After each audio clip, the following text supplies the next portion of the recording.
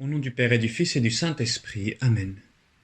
Mon Seigneur et mon Dieu, je crois fermement que tu es ici, que tu me vois, que tu m'entends. Je t'adore avec profonde révérence. Je te demande le pardon de mes péchés et la grâce de faire avec profit ce moment de prière. Ma Mère Immaculée, Saint Joseph, mon Père et Seigneur, mon ange gardien, intercédez pour moi.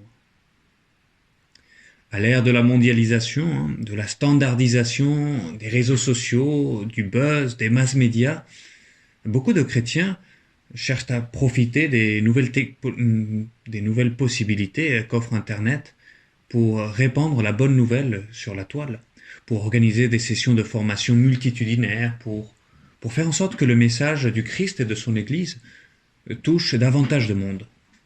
Et tout cela est très bien.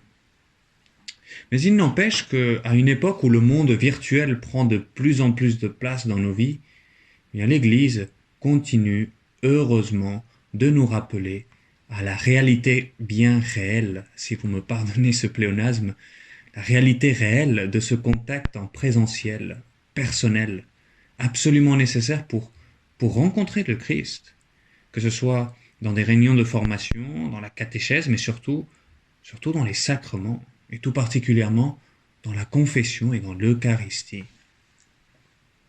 S'agit-il d'un manque de réactivité face aux possibilités d'une pastorale 2.0 ? Absolument pas. C'est plutôt la fidélité de l'Église à ce salut que notre Seigneur est venu nous apporter dans son incarnation. Aujourd'hui, l'Évangile nous le montre très clairement. La renommée du Seigneur s'était déjà bien établie. Partout où il allait, les foules accouraient à lui. Et voilà que, nous dit l'Évangile, des gens lui amènent un sourd qui avait aussi de la difficulté à parler. Jusque-là, rien de plus habituel pour le Seigneur. Mais voilà que l'Évangile, dans son Évangile, Marc nous raconte que Jésus l'emmena à l'écart, loin de la foule. C'est un premier point sur lequel je voudrais revenir dans ma prière aujourd'hui. Et Marc continue. Il lui mit les doigts dans les oreilles, et avec sa salive lui toucha la langue.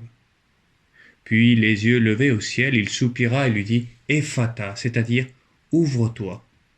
Ses oreilles s'ouvrirent, sa langue se délia, et il parlait correctement. Le Seigneur veut que la guérison de cet homme ait lieu à l'écart, loin de la foule. Il désire se retrouver seul à seul avec cet homme. Et notre Seigneur veut nous signifier par là, je pense, aujourd'hui, en ce malade, que parce que chacun est unique aux yeux de Dieu, parce que chacun est voulu et aimé, c'est pour chacun que le Seigneur est venu donner sa vie. Et c'est pour cela que le Seigneur veut se lier à cet homme dans une relation particulière, personnelle. Et c'est cela déjà, et avant tout, le salut que notre Seigneur est venu nous apporter. Cette possibilité d'une relation personnelle, nouvelle, avec Dieu, à travers Jésus-Christ. Cela est particulièrement visible dans le fait que, au moment où il va opérer la guérison, Jésus cherche directement sa relation avec le Père. Le récit de l'Évangile nous dit en effet que les yeux levés au ciel, il soupira. Jésus est venu nous introduire dans sa relation personnelle avec le Père. Et c'est pour cela que la foi se transmet un par un, dans un contact réel. Et qui dit relation personnelle, dit toute la personne. Loin de nos relations un peu aseptisées par la technologie, le contact personnel avec le Seigneur, je le vois dans cet évangile, passe aussi bien par l'âme que par le corps. On peut supposer que Jésus avait l'habitude de ces contacts, puisque Marc nous dit que lorsque ses amis lui amènent le malade, il suppliait Jésus de poser la main sur lui. Et cette fois-ci, le Seigneur veut marquer le coup et il n'impose pas simplement les mains, il touche les oreilles, la langue du malade, les lieux spécifiques de son infirmité.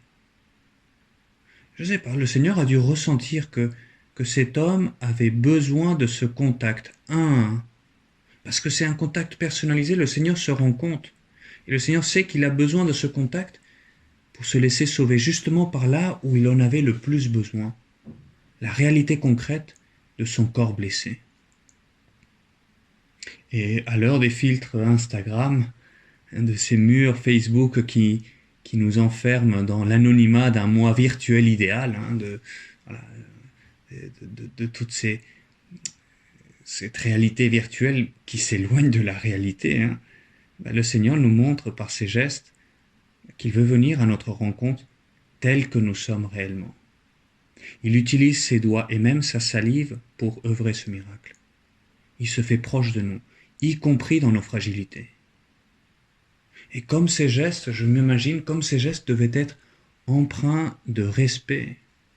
Et saint Marc, tout impressionné qu'il est par ce moment, rapporte la parole originale prononcée par le Seigneur lui-même, en araméen, Ephata, c'est-à-dire « ouvre-toi », comme s'il voulait nous faire entrer dans l'intimité même de ce moment très personnel que le Seigneur a eu avec ce pauvre homme. Et nous comprenons alors pourquoi l'Église tient tant au présentiel. Face à la réalité virtuelle et dématérialisée, la pastorale de l'Église nous ramène à la réalité réelle. Le salut n'est pas un produit de consommation de masse. C'est une relation personnelle avec Dieu. Personnelle et donc personnalisée, avec toute la réalité de notre corporéité. Et dans le rite du baptême pour les adultes, avant la veillée pascale, l'Église réitère ce geste du Seigneur. C'est le rite de l'Ephata. Le prêtre touche celui qui va recevoir le baptême, il le touche aux oreilles, à la bouche, en l'invitant à répondre aux appels du Seigneur en s'ouvrant à lui de tout son être.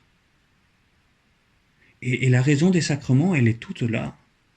Le baptême avec de l'eau, la confirmation et l'ordre avec le Saint-Crème, l'onction des malades, le mariage dans le corps eux-mêmes des mariés, l'Eucharistie dans le pain et le vin, la confession sacramentelle personnelle et auriculaire.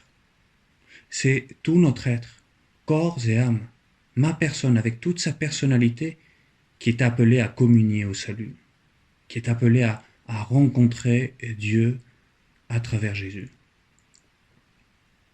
Et donc oui, certes, le streaming nous aura permis de suivre la messe quand cela était impossible. Dieu merci, on a pu utiliser cette technologie, mais nous avons aussi cruellement ressenti à quel point ce n'est absolument pas pareil que d'assister, que de participer à la Sainte Messe dans notre paroisse. Zoom ou Google Meet nous permettent de continuer de nous former par ces temps incertains, de suivre des cours de catéchèse, biblique, très bien. Mais qu'est-ce que ça nous manque, Seigneur, ce contact humain si essentiel pour vivre pleinement notre foi.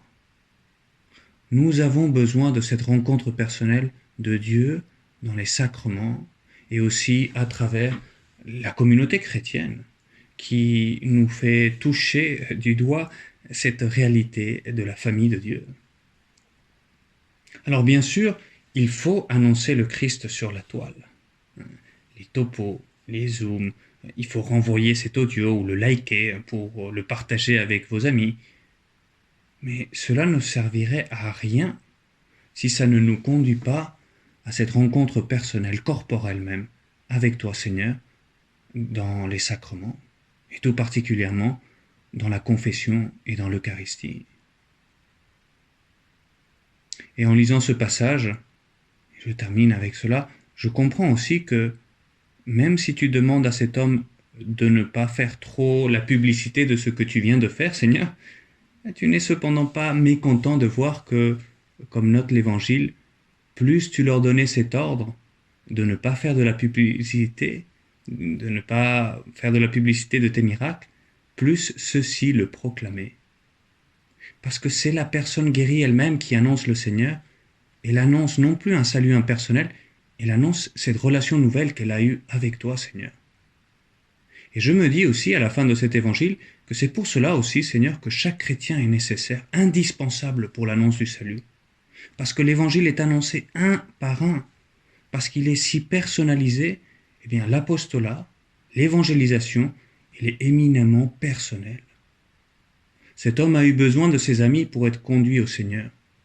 Et nos amis ont eux aussi besoin de nous, comme nous, Seigneur, nous avons besoin de toi. Eh bien, Seigneur, moi qui te touche dans les sacrements, dans la prière ici, je veux être aujourd'hui ce canal pour que, aujourd'hui encore, le salut continue de passer à travers moi, chez mes amis, un par un, dans ce monde très réel de mon quotidien.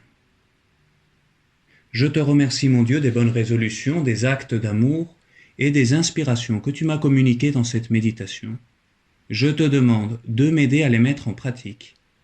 Ma Mère Immaculée, Saint Joseph, mon Père et Seigneur, mon ange gardien, intercédez pour moi.